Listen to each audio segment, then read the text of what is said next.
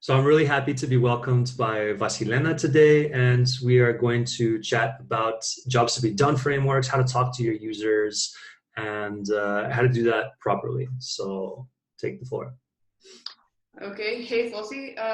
First off, thanks for like organizing all of this and making sure that people get some actionable information. I think that especially now, what we're going to talk about today, jobs to be done as a methodology, and also customer interviews in general, and speaking to your customers. That's a great moment to do it because, well, depending on different businesses, there's different changes that are happening now, but I see that with a lot of people being at home, it's actually easier to get bookings to talk to people one-on-one, and that's actually a great opportunity to do a couple of interviews, talk to people, see what they think about a product, and go one step deeper into like what was the general motivation that they had to start using your product at first. So I think that's the right spot there. Nice, nice. Cool. I'm just gonna make sure we run through what's the general process of jobs to be done, like what we're talking about when we're talking about jobs to be done even, and what we want to look out for. And then I'm gonna go through my research process and how I've been doing things. I don't believe that's the best way of doing it. There's probably someone who has a better methodology, but this is at least tried and tested in battle, so to say. So I know that it works as a setup and as a process in gathering insights. So if we want to first jump like real quickly, I want to explain what we talk about when we say jobs to be done, because it's a concept that quite a few people know about already, but it's kind of hard to grasp at first when you hear about like what are you talking about, who's hiring a product, and like all that stuff. So the way we talk about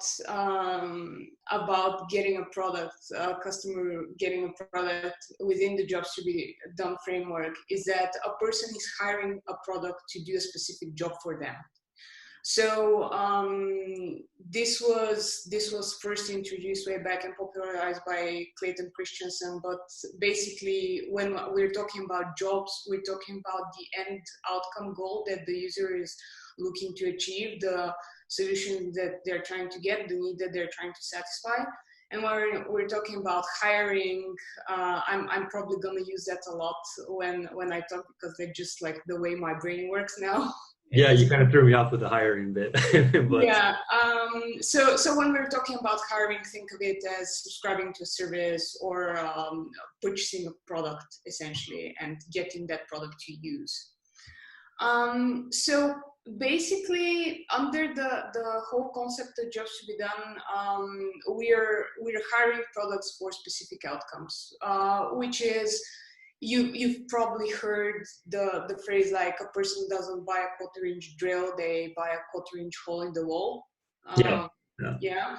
So jobs to be done goes even a step further and says like you're not even buying a quarter-inch hole in the wall, you're buying the option to hang up a picture of your family to feel better when you're in your living room or mm, something along those lines. It's a very basic example. And the reason I even think that jobs to be done is handy in general is that it gives you a different framework to work with and puts you in a different mindset. So you kind of start thinking about your product in a different way. There's a very popular example about sneakers that's like all over the books you'll find about jobs to be done and so on. So essentially, in a nutshell, it explains that if you're thinking about sneakers in general, you would start thinking about, okay, yeah, it's a chocolate dessert. It's something you'll go get off of a shelf in the supermarket when you just are craving something sweet and so on and so forth. But after a bunch of interviews done with people who actually buy sneakers on a regular basis, the researchers found out that that's not how people think about it in general. Like quite a lot of people actually buy sneakers to substitute a meal when they're in a hurry and they need a quick boost of energy. I don't know like why that is and why say you wouldn't get the same from a Milky Way or a Mars bar. I guess it's the peanuts in it, but that's just my hypothesis. But when you're thinking about that, that Snickers is a substitute for a real meal, essentially, when you're on the go, you think about different types of competitors. For example, you wouldn't put Snickers against Milky Way anymore. You would put it against a banana or roll nuts that you can munch on while you're getting ready for your next client meeting. So it gives you a different perspective towards the product, and I find that very helpful because it doesn't mean that we're anymore looking at buyer personas in terms of demographics or psychographics even, but we're looking at buyer personas based off on what they're trying to achieve as an end goal. Yeah, you can get a lot more granular that way. I think they actually ran some advertisement campaigns. I remember when I was in the States, like about how it can help you not be hungry anymore. And yeah, you're not you when you're hungry or something like that. Yeah. There's a bunch of them. Yeah. Cool. So I'm just gonna share my screen now and run you through a couple of like. Yeah, let's get into it. Yeah. So just let me get all of this on a separate one. So I just wanted to make sure we first run through like what are we trying to get out of the whole process with Jobs to be Done, and then I'm gonna go more granular into like how we're gonna achieve that. Mm-hmm. So the first component of Jobs to be Done is understanding what's the customer process. So how are they going about getting a product or even starting to look for a solution even before thinking about us as the option they're gonna try. So what you see here on the screen, I hope, is an example that's taken from a very nice book from Intercom on Jobs to be Done. I'm going to share some resources at the end. So what we're generally trying to get is we usually start off with the moment of buying, because that's like a very specific moment in time where you can get the person and start the conversation in a more natural way. And then our goal is to go all the way back to the first moment where they thought they would need a solution like that. And this can be even before they started looking for a product. So an example I'm going to be giving throughout this is Jobs to be Done research that I've done with a company I previously worked for, Enhasive. It's a resume building software. So what we were looking for was not just when do people subscribe to the service and when do they start creating a resume, but when's the moment that they first think, oh, I should probably start looking for a new job. Or, so that's even before thinking about my current resume doesn't cut it and I want to update that, but it goes even way before that, when you're first starting to think that there will be a process of steps that you're going to take where or the customer is going to take where your product fits in. When the seed was planted. Yeah, exactly. So this usually brings off like all different kinds of weird stuff that you wouldn't expect. And that's actually my favorite bit of interviews like that, is like actually finding out that the person knew about the product way before they even started looking, and it was on the back of their brain, but didn't come up until like way later. I've had people who said, oh yeah, I found it on Google and I started looking for a resume builder because I wanted to update my resume. But it turns out that like, oh, actually, when I saw your website, it turned out that I've seen an example of a resume like yours way back when I was hiring, and there was a person who came with your format.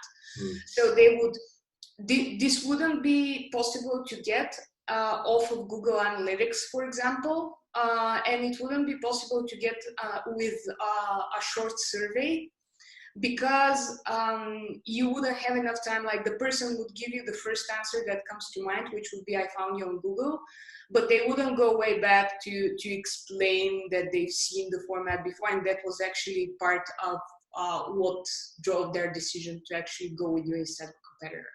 Mm-hmm. So that's why we're interested in this first thought, and that's also why I thoroughly enjoy doing customer interviews, because like it lets you uncover so many additional insights.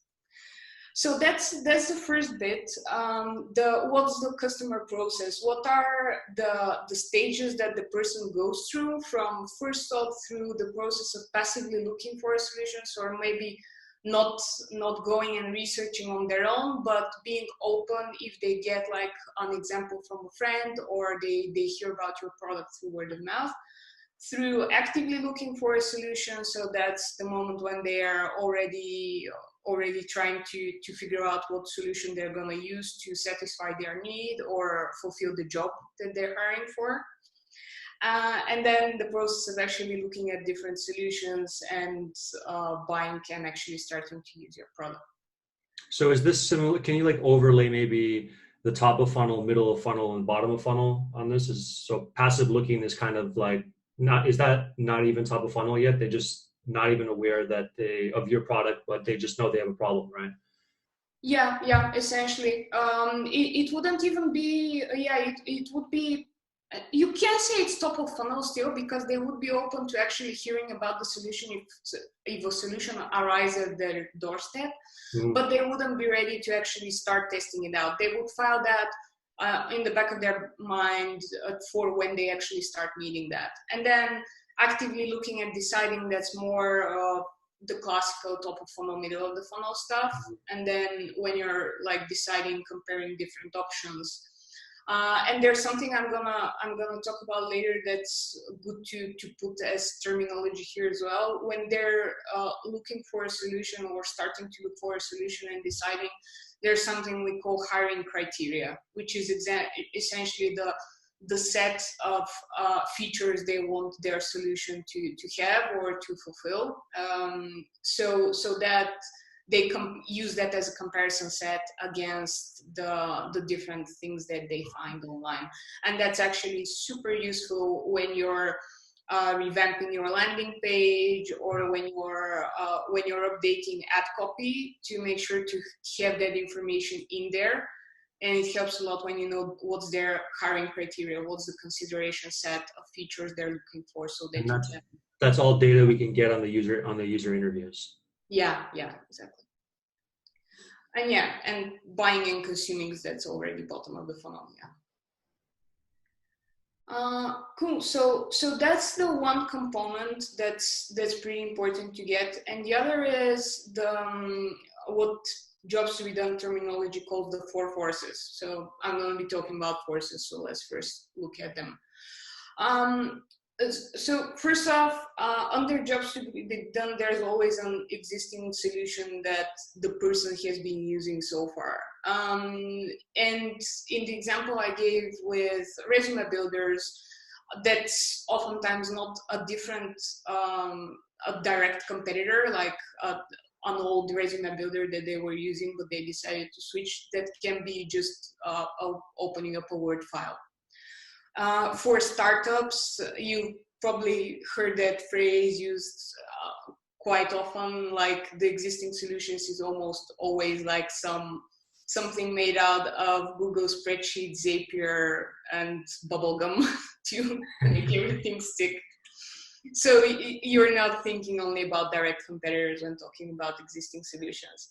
And there's an example I just recently heard, which was again in the same vein of thought. If you're going to use Airbnb as a customer, the alternative wouldn't be like going to Marriott or going to a big hotel chain. It might be not going on a vacation at all. Because we can think a lot of different ways when we're talking about an existing solution. So we have some forces that are helping us out when we're trying to convince users to switch to our solution, and then we have a bunch of forces that are working against us that we need to counteract. First off, it's super easy to understand the situation where a person has a problem with the existing solution that they're using and they want to switch because that's not doing it anymore for them. It might not be like a technical problem that's preventing them from using the product. It might be just that they're feeling that they're not executing to the fullest, that this is not something that gives them the best result they can possibly have.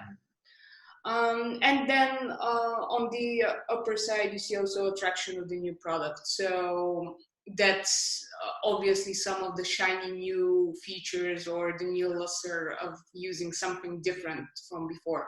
So that's sometimes, especially for early adopters for tech solution, that can be a very strong pull towards the new solution that you're selling. On the other hand, you obviously have the existing habits. It's just easier to use what you've been using before. And we have the anxieties and uncertainties. So this can be something that's preventing them from trying out the new product. Out of my experience, it's most often related to pricing and payment terms. So in the example I'm gonna give later, like one of the anxieties of the person was, okay, I need to subscribe to a quarterly plan to use this. What happens if I don't cancel in time? I'll just get charged for a second quarter without actually wanting to use the product, or something like that. And this is, again, information that's super valuable when you want to update a landing page, making sure that you're addressing all those concerns and anxieties and making sure that the person doesn't have like a direct blocker to clicking the sign up now button. Yeah. Okay, so with all like the basics and terminology out of the way, I think it's time to jump into like how to actually do this in practice. Yeah, let's get into it. Yeah. Nitty-gritty time. Yeah. So this is the basic process, and I'll leave that on screen because I'm gonna go through all the steps, and I've taken out some of the tools that I usually use to do this. And you're gonna, I just wanna go first real quick through all of the steps and then make sure that we dive deep into each one of them. So first off, we're gonna set some criteria to actually know who we wanna interview. This is actually much more important than like we think at first oftentimes. Then when we have the list of people we wanna contact and possibly speak to, we're gonna contact them usually in batches to make sure that we don't get overwhelmed with like 6 interviews in a single day. And it's important at that point to make it super easy for them to book a call slot and actually be able to talk to you. I'm talking about calls because especially in the current environment, that's the only way we can do this, but also because usually for most SaaS, you would have users from all over the world, and it would be just so much easier to sell them on like a video call or something like that. Mm-hmm. Even if you're within the same city, it would still be easier to sell them on a video call. So next step is to actually like go through the call, go through the interview. I'm gonna share some do's and don'ts on like what do we ask within the interview to get that information out of a person. Making sure that we're taking some like minimal notes and actually recording the whole thing so that we can then transcribe it, go through it again and map out what's the different information we got out of the interview. And then comes the happy Excel spreadsheet time when you're gonna code all the information and actually uncover some of the insights that came from like 5, 10, 15 different interviews. Mm-hmm. I've written at the bottom like what's my usual tool stack for this. I'm not gonna spend too much time on that, but I'm gonna go through like when I'm talking about each step, I'm gonna go through like how I do it.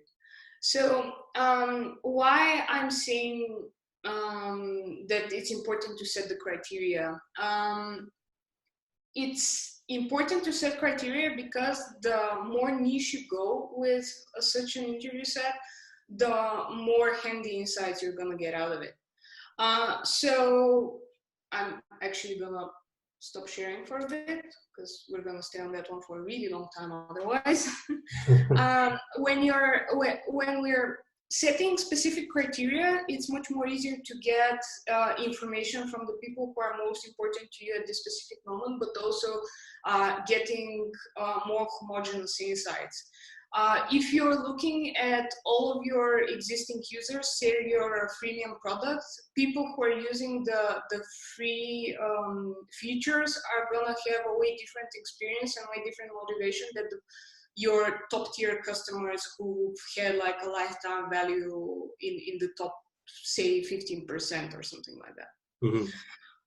Usually if I'm using this for marketing purposes to improve messaging, to make sure that our positioning is on point, I would generally advise you to start off with the top customers. So those top 15-20% of users who've been with you for a long time, who've subscribed to your most expensive plan, who are using the software to its full potential. Because I find that if you get information out of those people and how they think about your product and what value they see, then you can use their words to convince a lot of other people to actually start doing the same. That are similar to those people that you want. Yeah, exactly. But this can be used for a bunch of different stuff. We've used it to do to check on people who've stopped using the service to see what was the issue there. We've done it with people who've used a specific feature that we are finding it hard to push, because we see that like the way they use it would generally be a good way to explain and convince other people to start using that same feature as well. To get, when you have a very specific set of criteria set up, you can get away with 10-15 interviews, and at this point you will have all the information you need. You can continue, but you would find like maybe 5% more useful insights out of the next 15 people you interview. But if you cast a very wide net, then it's like very difficult to actually get information out of people. And you have to do like 40 interviews to get anything that's at least usable. Then, as I mentioned, contacting them, that's not the step I'm gonna spend time on, because you get their emails, put it in the software and go through it. I'm just gonna share with you my template that I usually use, or a template that I've created for this one. So what I generally try to make sure is to have the link to booking a call very visible. So that's what I mean in terms of making it ridiculously easy for them to book.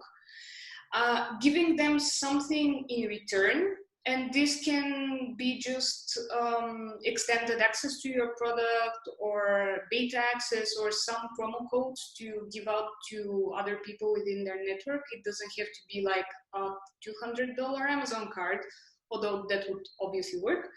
And then I make sure that I'm mentioning what's the length of the call. I would generally start with a longer call, like 40-45 minutes, just to see how it goes and make sure that we have enough time. And then after 5 or 6 interviews, I might shorten that to 30 minutes. And that's also another benefit of contacting people in batches, because within the different batches, you can change the time limit of the call that you're mentioning in the email, or the benefit or the additional gift you're giving them to actually participate in that. It's super easy, it turns out, to convince people to participate in that even for free, because people like to get their voice heard, and they actually enjoy it when a company they've been using and they've been happy with approaches them to actually speak to them and find out what they need. So that's actually something I've seen a lot of people are like, oh, but what if nobody answers? We've never had such an issue. Yeah. No, I've had good responses as well with these sort of emails. Yeah. So off of that, what the way it goes is giving them a link to Calendly or another booking service where they can just book out a call. obviously it's you have to be mindful of the time zones your guys are in. So like if I'm based in Bulgaria in Eastern Europe, so when I talk to people in the US, I would generally tweak my calendar invite to include some time slots in the early morning or the late evening when it's actually convenient for them to talk. Hence, in the tool set on the previous slide I showed, there was a point on lots of coffee because that's sometimes required. Yeah, and yeah, that's about it. All the benefits of all the points on the email that I can give. Making sure that you're sometimes even explicit that this is not a sales call and you just want to talk to them. It's not some shady like demo in disguise or something. That's also like turns out that that's quite important. Yeah, and from then on, then it comes to the actual interview part. I would generally do the calls in Zoom. I've also used Uber Conference, which at least the last time I've done it, not sure if they changed their plans due to the whole coronavirus spike in conferencing. The cool thing for Uber Conference is that it's accessible through the browser only, so you don't have to install a separate application. And if your clients are not that tech savvy, that might be an easier solution. Mm-hmm. And in both cases, I would obviously ask the people if they're okay with being recorded. Again, I've never had an issue where a person wouldn't feel comfortable getting recorded. I would just explain that it's easier for me to then focus on what they're talking about and actually have a two-way conversation instead of actually just taking notes. But in order to guide the whole interview, I would still take some notes just to make sure that I don't have any gaps in the process that I don't see while we're talking, but when I listen to the recording afterwards, I'm like, oh, I forgot to ask about this and that.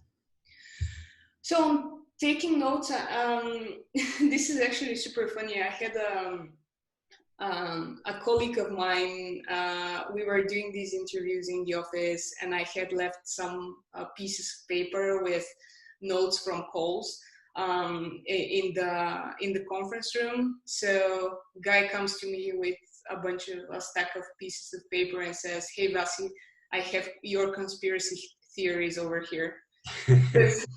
The end result, I'm just going to show you, the end one looks like that usually. So it's super messy. There's a bunch of like arrows pointing to different things and so on and so forth. But you generally find a way to do it that works for you. I'm just making sure that I'm covering the whole process from first thought to purchase and consumption. And making sure that I have it on one piece of paper. So just to give you an idea like what that includes, I would start off with a blank page where I would have the first thought on one side and then the purchase point on the other. Mm-hmm. Within the interviews, we usually start with the purchase point because it's a more natural way to start a conversation because the person would usually remember that. I generally try to do such interviews with people who bought within the last 3 or 6 months, depending on like what's the sample size there, just to make sure that that's already fresh enough in their mind and they can actually recall how it happened, what they did, and so on. And that's actually super easy for them to get in what people call like remembering mode, because it's within this interview it's super important to not just ask why questions, but just understand what was the process they went through. And within that conversation, you're still gonna get all the answers on why they did what they did. It will just be much better framed because they will be talking about what they did in the past, and this gives you more reliable data. If you ask someone why they did something, it's usually very hard to tell. But if you ask them, okay, when did you purchase this?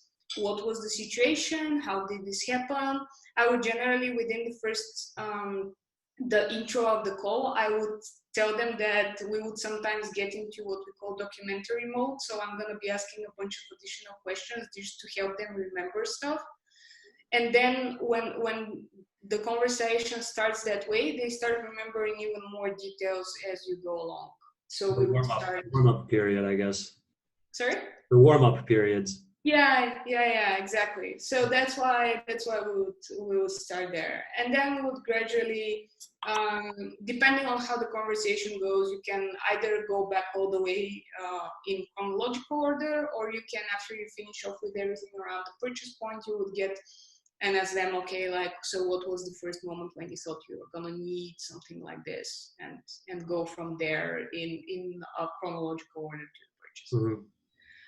So starting off to fill different spots, you would be looking mainly for the different moments that got them from the first thought to passively looking to actively looking and then to deciding. So that's why you see here, okay, we have this deciding phase, the moment when they started looking, deciding that they're gonna start using a different solution than what they used before was this moment. And then I'm also going to take notes on the different forces. So what's the pull of the new solution that they saw of our product, and what's the push against it, like what didn't they like, or what was the anxieties that they had. And then gradually you would fill everything up until the first thought. This is not something that you're going to use generally outside of the call. It just helps you make sure that you've covered all the steps throughout the process. And I would generally, in the end, just take a few notes on the hiring criteria that I see. What were the main points? Like, if it can be done either during the call or just after you finish, so that you still have everything fresh in your mind. I would just take some notes on those, because this is usually the most important part if I'm doing this for marketing reasons, to get some like new landing page setup or improve the messaging. Mm-hmm. Do you transcribe the calls afterwards? Yes. We do transcribe the calls. Usually I've used Rev.com, which is a human-based transcription service. So this takes a bit more time, but it gets you a very, very detailed and very thorough transcription. Or you can use one of the newer AI-based tools. I've been using Otter AI. It gives you the transcription like super quickly after the call. You do still need to make some changes, and you wouldn't get like a high fidelity transcription, especially if you're talking to people who are not like native speakers and they have like a stronger accent. But generally this already works if you're just going to use it for coding purposes after. When you have these notes, I guess it makes it easier afterwards to look at your transcription and try and find the bits where you spoke about different topics. Yeah. I've actually never thought about it, but maybe it's a good idea to actually note when we're talking about the different phases, just a small timestamp to when we're doing the recording even, because that would help a lot. Yeah. So some of the points on the actual interview, like what makes sense to do and what are some of the mistakes that I've committed over and over again until I learned better. First thing is making sure that they know how long the call will take and that you're mindful of that. So it's usually really hard at first, especially over the first couple of interviews, to nail it to that specific time frame. I would generally, when we're doing the introductions, I would ask if they have a hard stop at the end of the agreed time, or if we can run like say 5 minutes late, but I would generally try not to go more, because it's just the polite way to go about it. Yeah.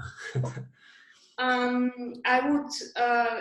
mentioned that already, like I'm start trying to never ask why they did something, but asking, so for example, if you're in a situation where you're talking about, okay, what were the different services you were comparing when you decided to use our product, I wouldn't then ask, why did you choose us? I would say like, okay, what are the things that you liked and the things that you didn't like about each of those solutions? Mm-hmm. because then you really get into the details, and if you just ask why, you would generally get a very vague answer. It would be like either, oh, it was like priced better, which is, it turns out after some digging, it's never just that, because people like compare price to the value they're getting. Or it would be just like, oh, I thought it looked better, or something like that. That's super superficial. Yeah. So just asking stuff like, what did you do? What did you like about it? What did you not like about it? What was difficult with it, or what was easy, and so on and so forth. That's much more valuable information than when you ask a why question. I mentioned that already, like just making sure that you get them into as fast as you can, get them into the process of explaining what they did. So telling you a story, rather than saying, oh, I think you should include this and that, or here's why I did something, and so on. So just making sure that you're more into this documentary style of interviewing, rather than asking the whys and so on. And this can feel sometimes super uncomfortable, but I would generally, once a person stops talking, I would still like count in my mind like 2, 3 or 2, 5, just to leave a nice long pause. I can't even count the times when a person has stopped talking, and then because of this silence, it actually feels natural to continue talking, to fill that up, and they give you the most amazing additional information for free if you let them. That's a really good tip. Yeah, it's also like kind of like you need to balance not rushing with actually moving the conversation forward, but it's actually like after a couple of interviews you start getting the hang of it. Mm. And leaving uncomfortable poses, that's actually like super helpful. And making sure you don't, when you're asking questions, you don't use either or. There's a very easy solution to that, because I oftentimes just start asking the question and I phrase it as an either or. Yeah. If you do that, you just leave the second bit hanging. So it can be like, so you started using the product, and as you already mentioned, it was easy to use because the software was had some helpful notes, or and you just leave it hanging. Because then they can fill that up with whatever they feel like, and they can give additional information. But if you finish it off with, oh, so it was the helpful additional tips, or the way the process was structured, then they would naturally just give you one or the other, and they wouldn't even think that there was a third option there for them to mention. So this is like mid-sentence correction that works wonders, because it's so natural just to ask an either or when you already have like 2 hypotheses in your brain, but it doesn't give you the best data.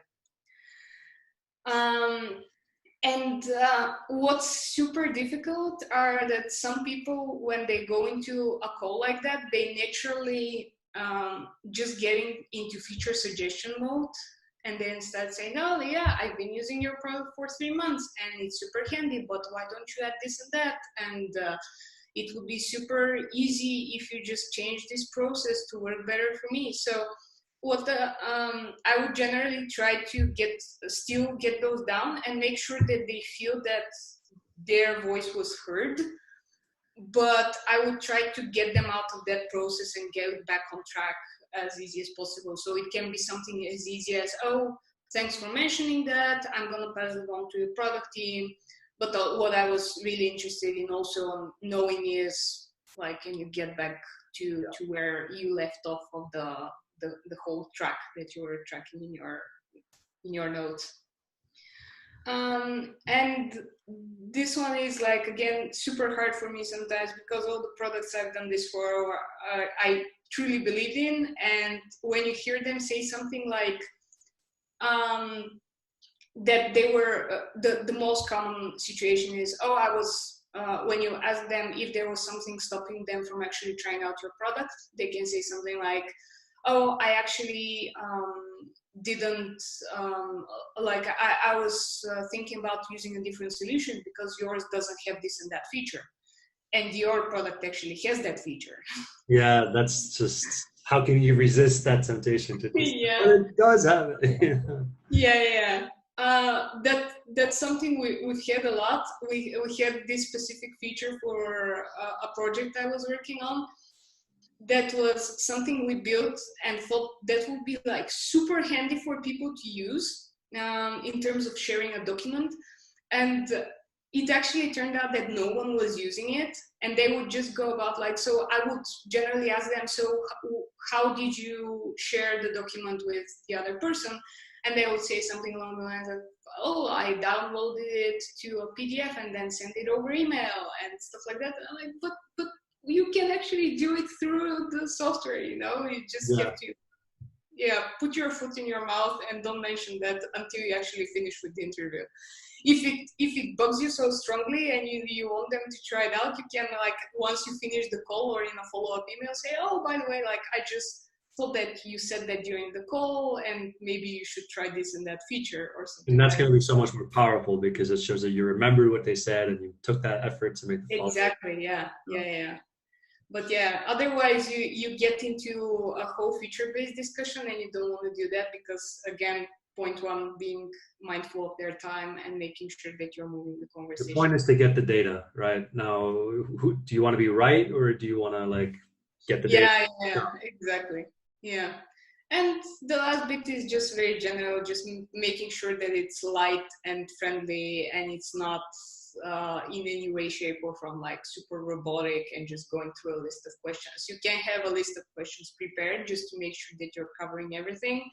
But, you know, like great interviewers, they say that about journalists as well, that they can have a list of questions prepared, but they never go from one to the next, to the next, to the next. They interact and engage.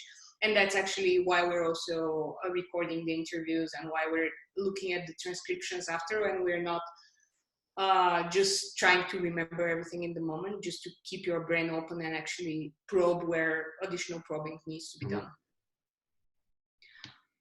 So the last bit is actually getting all the information in a virtual format that works for uncovering the insights. So after the interview, we do the transcription, and I would generally try to have, if I'm working in a team on that, I would try to have a different person going through the transcription as well as the interviewer, because the interviewer already knows what are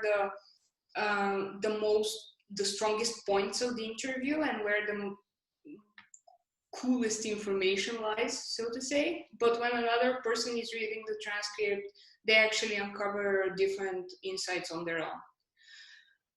So I would take everything off to Excel at this point, or to Google Spreadsheets or something like that, and use all the information in different rows. So have a piece of, like a fact or a quote, as you're going to see on the next slides, on a separate line. And then I'm going to check out the columns at the end would be the names of each person we've done an interview with. And I would just write the one next to their name for the lines that apply to them. So the first bit of information is very generic. We want to just know who we're talking to, like are 95% of the clients we spoke with male or female, what age distribution and so on, just to get a general feel if you're covering all your customer segments or not.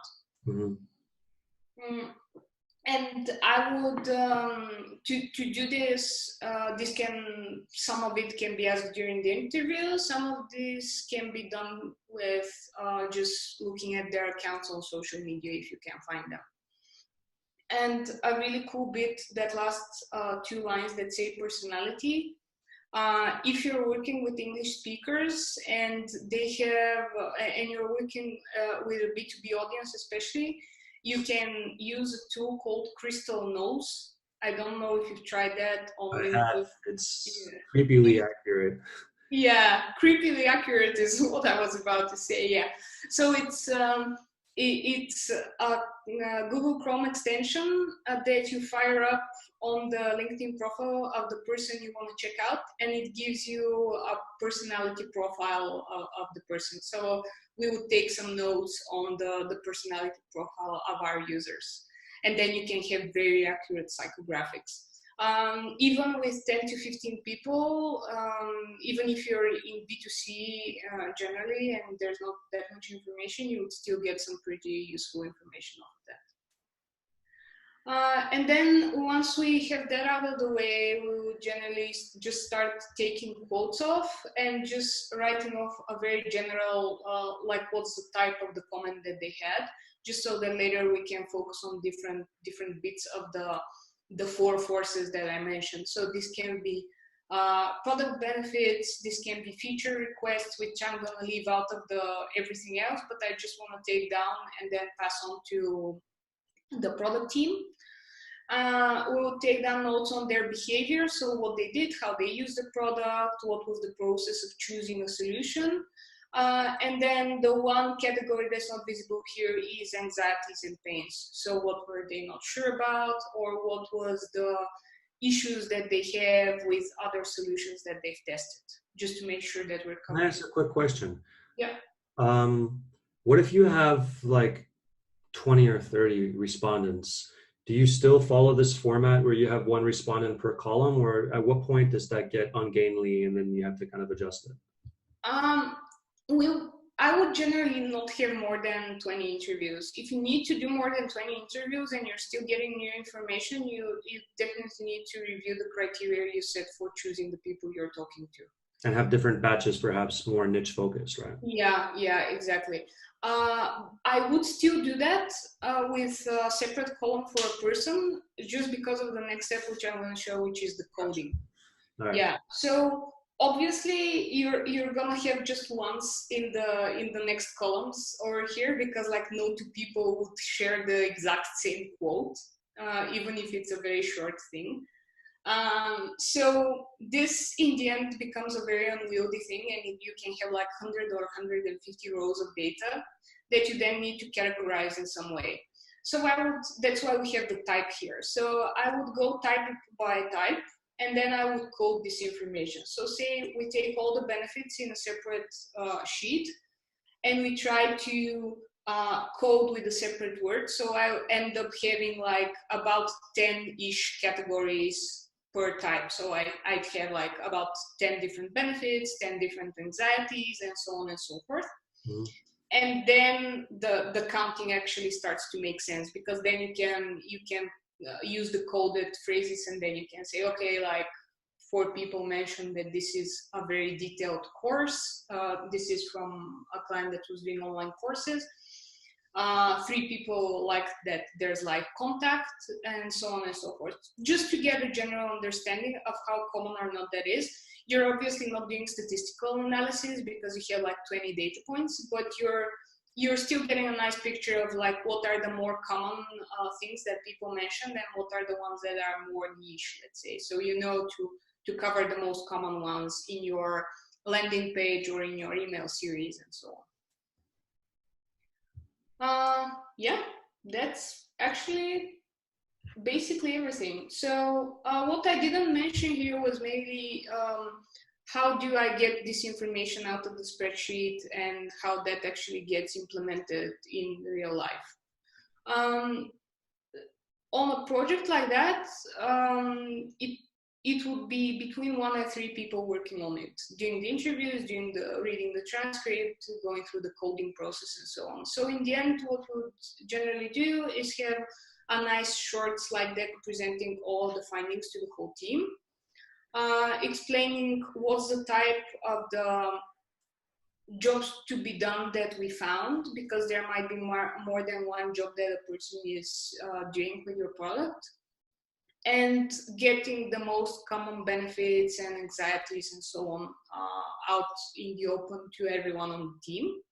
Mm-hmm.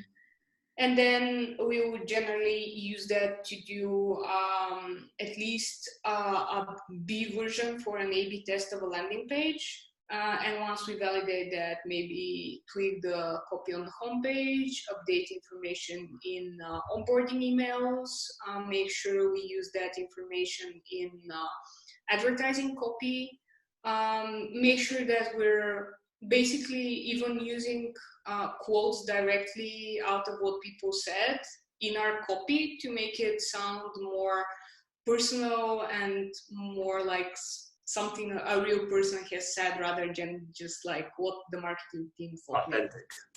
Yeah. Yeah, I love it. So in terms of, you said 3 people as an ideal team size for this.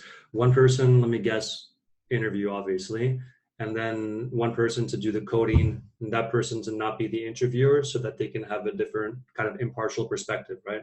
So what would the 3rd person ideally be doing? Yeah, well, they would generally help with the whole process. It might be a person who's helping with the initial research and getting all the emails sent out, and then following up to give the people their like promo codes or whatever we offer them after the whole process, and helping out with the coding as well. Because for the coding bit, again, even if you haven't listened to the interviews themselves, you might find something that makes more sense to be coded in a different way. So this is where we have like an all hands on deck type of situation. And in terms of outsourcing this versus learning it and doing it yourself in-house, any pros and cons you might want to throw in there?